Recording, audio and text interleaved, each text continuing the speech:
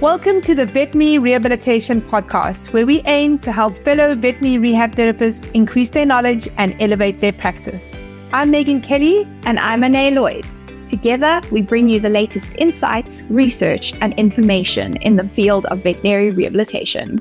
This podcast is brought to you by Onlinepethealth, a leading continuing education membership for veterinary rehabilitation therapists. With Onlinepethealth, you'll have access to a wide range of online resources to help you stay up to date with the latest techniques, advances, and trends in the industry. Our podcast features in-depth conversations with leading experts in veterinary rehabilitation. They share their own experiences and knowledge to help you improve your practice. Whether you're a seasoned pro or just starting out in the field, our goal is to provide you with the tools and the insights you need to succeed. So join us as we explore the exciting world of veterinary rehabilitation and help you take your practice to the next level. Hey vet rehabbers, this is a revisit of one of our research refreshers where we explore a study from the American Journal of Veterinary Research that investigates how dogs adapt biomechanically after the amputation of a pelvic limb. The research analyzed gait patterns during trotting in amputee dogs compared to control dogs and focused on joint motion, limb loading, and spinal kinematics. Now, if you're looking for continuing education specifically in the field of veterinary rehabilitation, we've got you covered. This month, you can sign up for Utilizing Gait and Movement Technology in Rehabilitation Therapy Practice and Common Sports Injuries in Dogs. Those are both lectured by Ariel Pachette-Markley. We've also got a hydro webinar incorporating training skills in canine rehab, and on our equine platform, structure and function of the equine musculoskeletal system and paw performance linked to the mare reproductive system. Or you can sign up to our membership and get access to all of these webinars plus 500 more hours. And did you know that our members get free VIP access to our Vet Rehab Summit, which is our annual online vet rehab conference? And you can save the date for the 8th of November 2025 for this one. A quick word from our sponsors before we dive in. At Paw Prosper, we believe true pet well-being demands a three-pronged approach: prevention, support, and rehabilitation. Our brands are trusted by veterinarians, universities, and rehab facilities alike. So whether you're looking to train, rehabilitate, or help your patients age gracefully, our brands, Walking Pets, Help 'em Up, Response Systems, Fit Paws, Muffins Halo, Sleepy Pod, and Canine Cots offer effective, innovative, and proven solutions. Sign up today to receive a one-time special gift for our Online Pet Health listeners with your next order. And you can sign up using the special link, pawprosper.com/OPH. Right, over to the study and the research refresh. Good morning and welcome to this month's Research Refresh. Today we're talking about the kinematic and kinetic analysis of dogs during trotting after the amputation of a pelvic limb. This research article was published in 2013, and one of the researchers that was involved is Dr. Hausler. So we know Dr. Hausler, he's lectured for us multiple times through Online Pet Health, and then I don't recognize any of the other names, but yeah, that's okay. So let's jump right in. I generally just give a quick look through the abstract and then dive straight into the introduction, because I like to have all the information and not just a little bit of it. I've highlighted for us, and we'll go through the research article together today. It's the first time that I'm doing it like this, but I'm quite excited to actually work through the article itself with you. So bear with me. I might be doing a little bit more reading than I usually do and a little bit less kind of just talking from myself. Let's see how it goes. But I think this will be a good way to share the process of going through a research article with you. So most dogs adapt well to amputation of a limb and return to normal levels of activity within a month after surgical removal of a limb.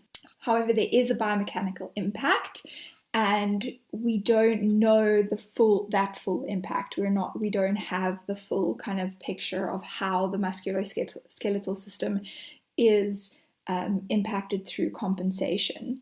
Pelvic limb amputations are thought to impair balance and locomotor function as a result of increased weight bearing on the remaining pelvic limb and increased vertebral range of motion attributable to asymmetric support and propulsion of the pelvic limb. Okay, so in a previous study, they found that the peak vertical forces and the impulses across all limbs are comparable between pelvic limb amputees and quadruped dogs. The stance duration is decreased in amputees, which indicates that the same force is still applied to the limbs, but over a shortened time period. In quadruped dogs, a decreased stance duration is generally associated with an increased velocity, but in pelvic limb amputees, the decreased stance duration is a result of an increase in limb cadence and not as a result of an overall increase in velocity. Pelvic limb amputations also cause a redistribution of weight bearing in the limbs, in that 74% of body weight is supported by the two thoracic limbs, and 26% is supported by the remaining pelvic limb during walking. So each pelvic limb would usually be carrying 20% of the body weight. So in that remaining pelvic limb, we have a 6% increase in body weight. And then your thoracic limbs would generally have 30% weight. And here we're seeing that it's gone from 64% up to 74% of the body weight in the two thoracic limbs. Now, I'd be interested to know if that's symmetrical. Are both of them carrying an equal amount of that 74, or is one carrying more than the other? An additional study on the balance in trotting dogs showed that rotational forces through the transverse and the sagittal axis of the trunk are countered by placement of the diagonal limb pair during the stance phase. When a pelvic limb amputation removes that contralateral limb support for one of the thoracic limbs, therefore there must be substantial limb or vertebral compensation to maintain balance and trunk support or core stability. So we'll see if they touch on that question here. We'll see what they find through the course of the study. The purpose of the study reported here was to objectively characterize differences in the gait during trotting for client-owned pelvic limb amputee dogs and a cohort of client-owned quadruped dogs that had orthopedic, neurologic, or other related comorbidities similar to those of the amputee dogs, thus reflecting patient conditions in a clinical environment. So that's really interesting. We don't often see a study design that is looking at patients that really reflect clinical conditions, and we'll see a little bit more about that as we go. Is that a strength? Is that a weakness? Is that a limitation in the study? We'll chat a little bit more about that. We hypothesized that limb loading and joint motion would be significantly increased in pelvic limb amputee dogs, with an increased range of motion in the joints of the remaining limbs and an increased ground reaction force in all limbs. They had 31 quadruped control dogs and 13 pelvic limb amputees, 7 with amputation of the left pelvic limb and 6 with an amputation of the right. These were all enrolled in the study. All dogs were client-owned and recruited through the Colorado State University Flint Animal Cancer Center, and they were simultaneously receiving standard treatment for naturally occurring disease. None of the control dogs had neoplasms that affected the neurologic or musculoskeletal system. Some control dogs were apparently free of any neoplasm, but were examined as a part of diligent health screening.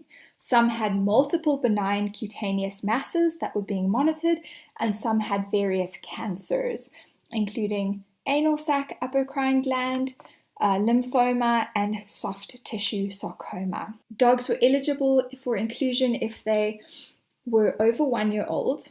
They weighed over 14 kilograms. Amputee dogs were eligible for inclusion if the pelvic limb amputation was performed more than 4 weeks before gait analysis to allow adaptation to their gait. All dogs underwent a complete physical, orthopedic, and neurological examination, and that examination was performed by a small animal surgical oncology department, a board-certified veterinary surgeon that exclusively worked in oncology. Control dogs were excluded from the study if clinical assessment determined that a dog would have been an unsuitable candidate for amputation. Thus, the control group was subjectively similar to the amputee group with regard to the degree of pre-existing lameness and associated clinical decisions. So some examples of an unsuitable candidate for limb amputation would include pre-existing neurologic abnormalities that exceed mild limb ataxia or pre-existing osteoarthritis associated with a marked weight-bearing or a non-weight-bearing lameness. Amputees were excluded from further gait analysis if the examiner determined that gait analysis would be harmful to the dog. They were excluded if they were unable to complete the study because of signs of pain or discomfort in the joints, or if they had long hair that prevented proper attachment of retroreflective markers. Gait, neurologic assessment, orthopedic evaluations were categorized as normal or abnormal for each variable. In their gait protocol, so to measure coordinate locations and calculate joint angles for the limbs and the vertebral column, 25 spherical retroreflective markers were affixed to the skin over palpable bony landmarks along the dorsal aspect of the vertebral column and at joint centers of rotation in the thoracic and the pelvic limbs. 25 markers were placed on each control dog and 20 on each pelvic limb amputee. Kinematic and kinetic data were collected synchronously.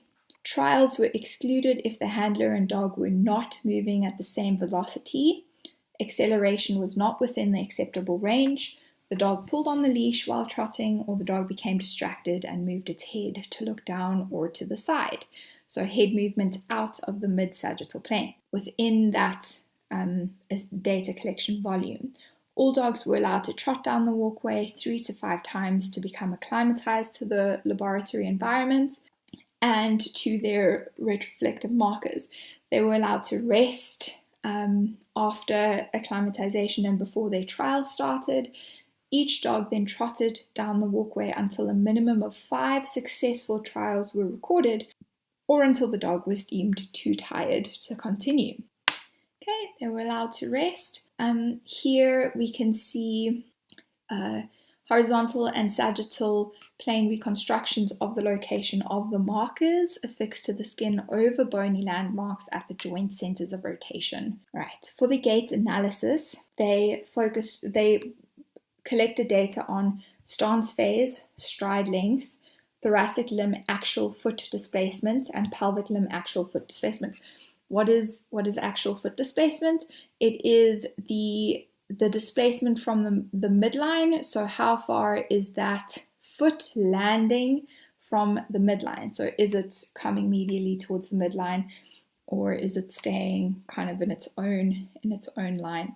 So with the front legs, with the thoracic legs, and then with that remaining pelvic leg, they looked for that.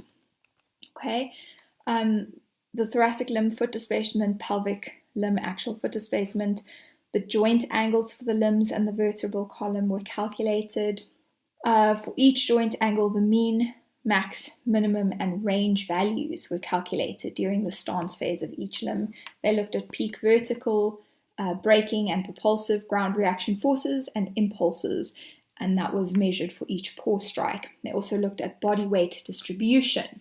Okay, and then in the sagittal plane, positive joint angles indicated extension of a vertebral region, and then negative joint angles indicated flexion of a vertebral region. In the horizontal plane, positive angles for a vertebral region represented right lateral bending towards the side of the amputation, and negative angles represented left lateral bending away from the side of the amputation.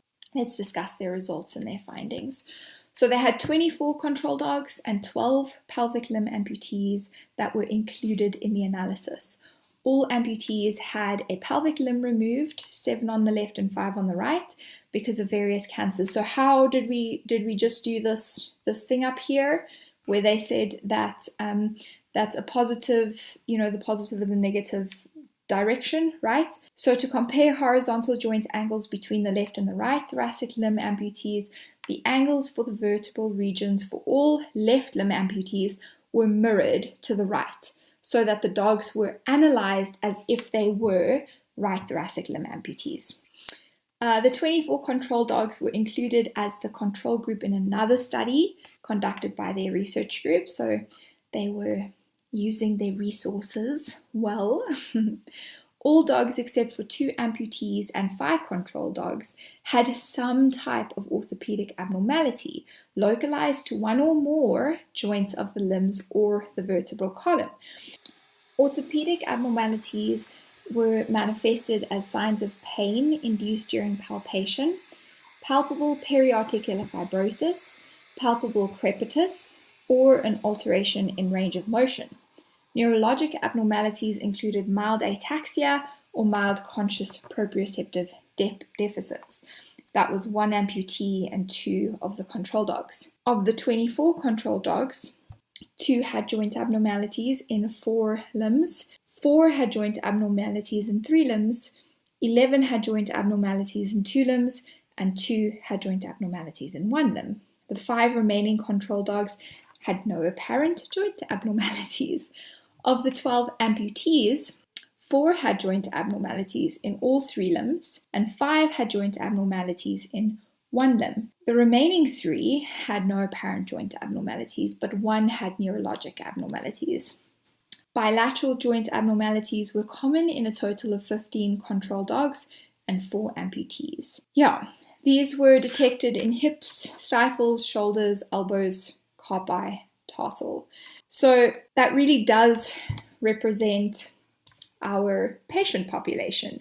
And I have to be honest, I like that because this is what our patients look like. So to compare our patients to an ideal in terms of their kinematics and their movement isn't actually accurate, because it's not going to pick up, they're not going to reflect the same compensation patterns when they have a joint abnormality somewhere else, when they have a pathology somewhere else. The problem is that when we have so many different joints affected or abnormalities represented within a group, it makes it very difficult for us to compare that data and to say, okay, well, this is normal or not normal for this group or for this patient population.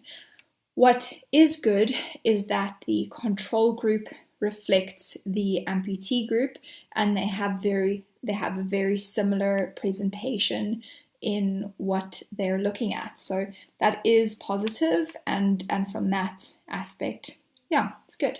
All right, ground reaction force kinetics. 8 amputee and 5 control dogs were unable to achieve or maintain their velocity within the intended target range, and the velocity these dogs could maintain was within 0.4 meters per second of the target velocity, so that was used instead. So not ideal, but again fitting into that clinical picture of what the patient is actually able to do and achieve. Trotting velocity did not differ significantly between the amputee and the control.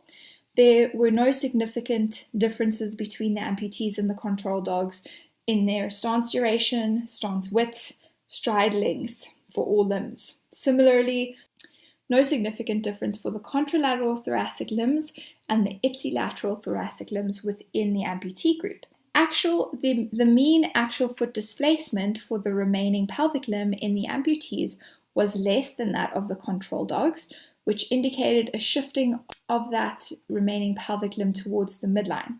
However, these values were actually not significant. They didn't significantly differ from the control. So a little bit of a shift of that remaining pelvic limb towards the midline. No significant differences between the left and right side were found in the ground reaction force of the control. So values for the left and right thoracic pelvic limbs were pooled for the control dogs. All limbs of dogs in the amputee group had significantly more weight than did limbs of the control group, and that matches that previous research where they had 74% weight in the front, and 26% weight in the back. So we have a match there. There was no significant difference in weight bearing between the ipsilateral thoracic and the contralateral thoracic limbs within the amputee groups. So that answers that question I had before, is are we seeing a difference in how the ipsilateral and contralateral thoracic limbs are taking that increased weight?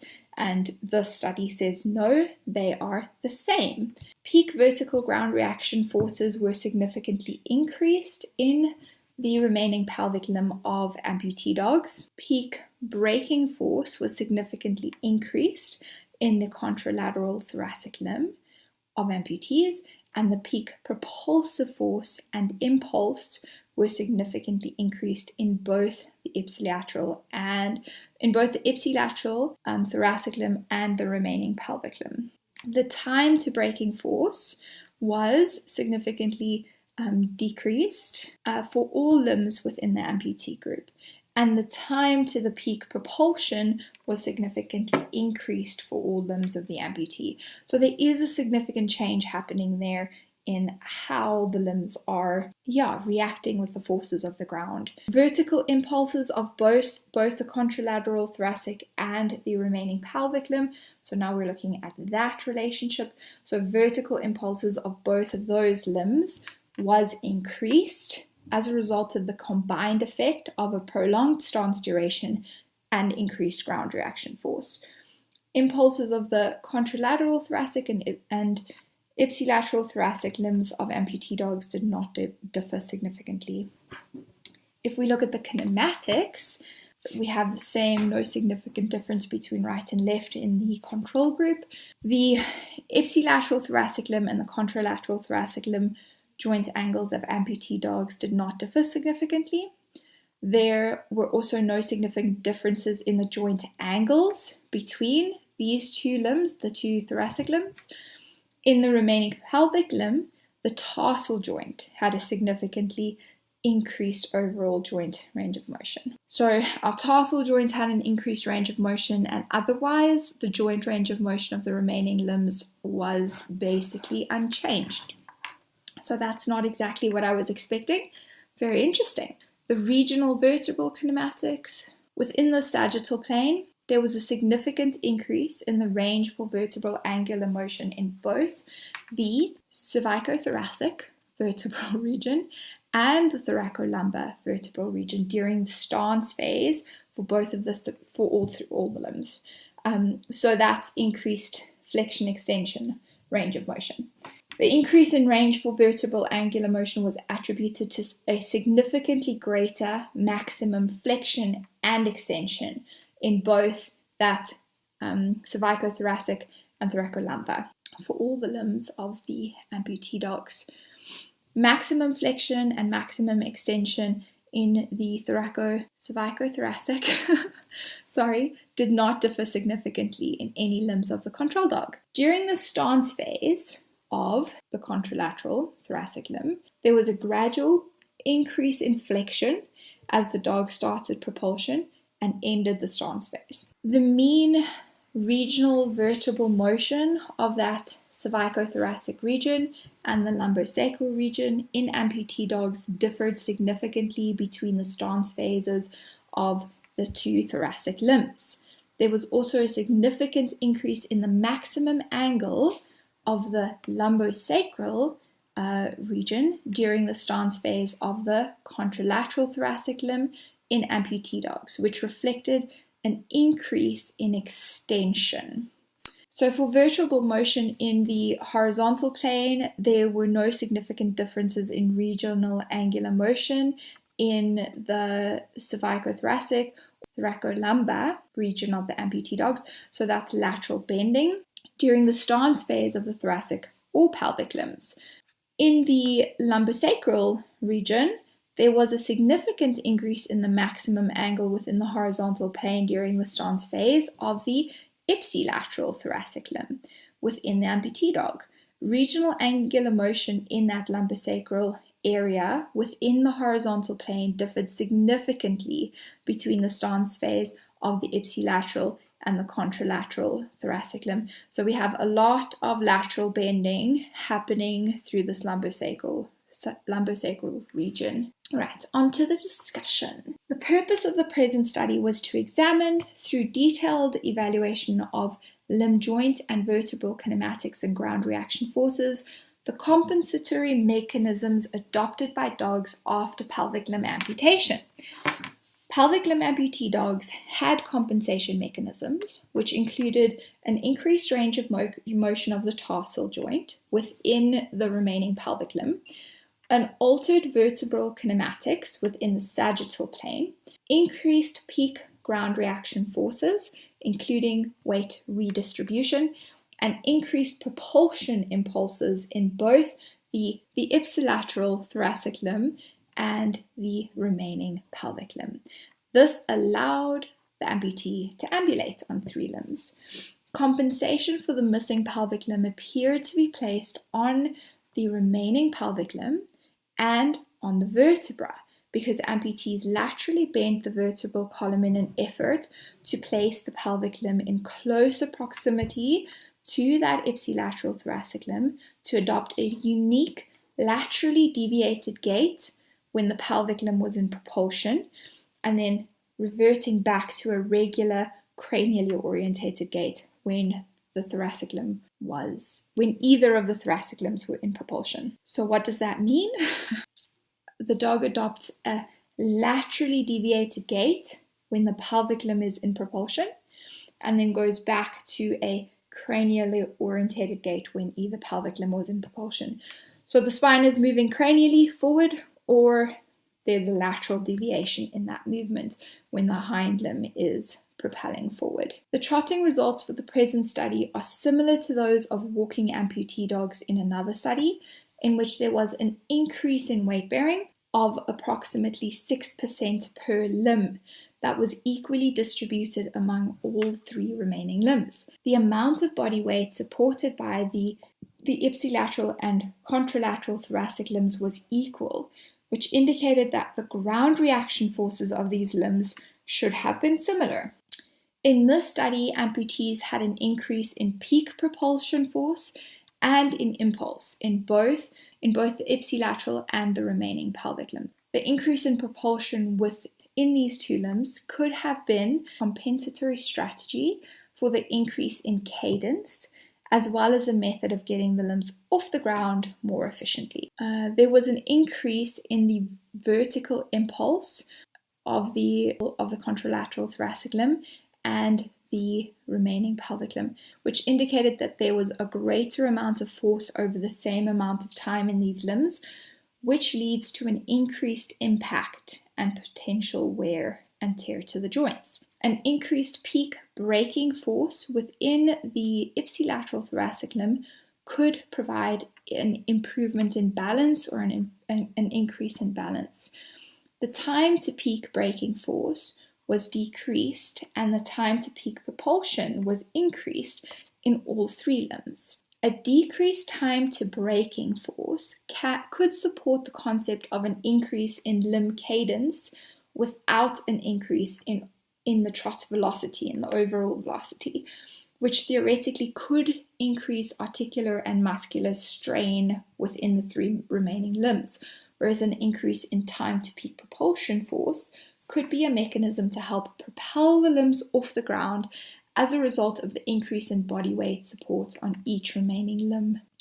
Although there were several significant changes found in the ground reaction force, there was only one significant change in limb kinematics, and that is the increase in the range of motion of the tarsus. This most likely was a compensation mechanism to increase the compliance of the pelvic limb by maximizing elastic recoil within the calcanean tendon and the contributing muscles.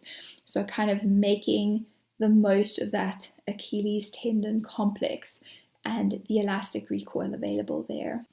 Limb kinematics were otherwise similar between the pelvic limb amputee and the control dog, so it is likely that amputee dogs did not compensate for the loss of a limb by relying on altered joint angular kinematic mechanisms. Instead, they compensated through other mechanisms that involve changes in ground reaction force and vertebral kinematics. Now, this is interesting because over time, we do observe significant changes in the angulation of the joints in the remaining limbs in these dogs. So it would be interesting to see what are these joint angulations looking like, not, for 4 to 8 weeks after surgery, but what are they looking like in a year or 2 or 3? Several significant changes in the vertebral kinematics were detected within the sagittal plane. Right, so there's increased regional motion in the cervicothoracic and the thoracolumbar during stance phase for all limbs. This could indicate both increased flexion and extension of the head and neck during trotting. Pelvic limb amputee dogs cyclically move the head upwards during propulsion of the contralateral thoracic limb in an effort to elevate the body's center of mass, and then move the head downward at the termination of the swing phase and the beginning of the stance phase. There was an increase in the extension of the lumbosacral vertebral region of amputee dogs during the stance phase of both the contralateral and the ipsilateral, but it was greater with the contralateral. Because the remaining pelvic limb acts as a compliant strut, it must remain in a position farther under the trunk to maintain stability and to aid in propulsion, both of which require increased flexion of the lumbosacral region during most of the gait cycle. Instead of lateral bending in the lumbosacral vertebral region, an increase in the lateral bending indicated that the loss of a pelvic limb may induce more motion towards the remaining pelvic limb in the hindquarters of the dog. Then actual foot displacement for that remaining leg could have been one of the gait adaptations used by the pelvic limb amputee, even though in the present study we did not identify increased lateral bending of the vertebral column caudal to L7. Also, increased lateral bending in that lumbosacral region could indicate that the epiaxial muscles were more active on the contralateral side and flex the vertebral column laterally towards that contralateral side. So interestingly, physical examination revealed only one amputee with discomfort localized to the vertebral column, which suggested that the vertebral compensatory patterns made by amputee dogs may be of limited clinical impact. Right? The significant increase in the range of motion for the tarsal joint measured during the stance phase in that remaining pelvic limb of the amputee dogs might have been related to clinical findings of abnormalities in the remaining stifle or hip joints. The present study does have several limitations. These were client-owned dogs with various physical conditions, and this is a reflection of a typical clinical environment, right? Typical clinical patient that comes in will have comorbidities. This also means that there was a limited sample size. The sample size was too small to be able to really identify differences in some of the variables evaluated. So that is a pity. Another limitation was that variation in the use of medications, which includes analgesia and NSAIDs, in these dogs really was occurring, and that could have altered their natural gait. And because they were client-owned dogs, the retroflective markers were fixed to the skin without the benefit of clipping, and this method of fixing the markers can contribute to marker motion artifact, which makes it a little bit less accurate. The objective for the study was to provide data on the gait of pelvic limb amputee dogs in a clinical population. Pelvic limb amputees have unique compensatory mechanisms during trotting that allow for adaptation to a tripedal gait. Pelvic limb amputees alternate between a lateral deviated gait when the pelvic limb is in propulsion, and then revert to a regular cranially orientated gait when either forelimb is in propulsion with horizontal rotation of the lumbosacral vertebral region. Additionally, increased propulsion of the remaining limbs allows the dog to maintain forward velocity and a more rapid cadence. All right, so I hope that you found that interesting. I certainly enjoyed it. So if you wanted to learn more about the changes that occur in amputees and how we can work with them, we do have some resources. I would highly recommend the webinar by Marinette Teeling, where she talks about canine amputees. She discusses all of these changes and more. She's looks at all of the research and not just the one paper that we're looking at today, and she kind of puts that together with some case studies in a webinar. So if you're in your members portal, search for Marinette Teeling or search for canine amputee, and that webinar will come up and you'll be able to watch that and learn more from her. Have a great day.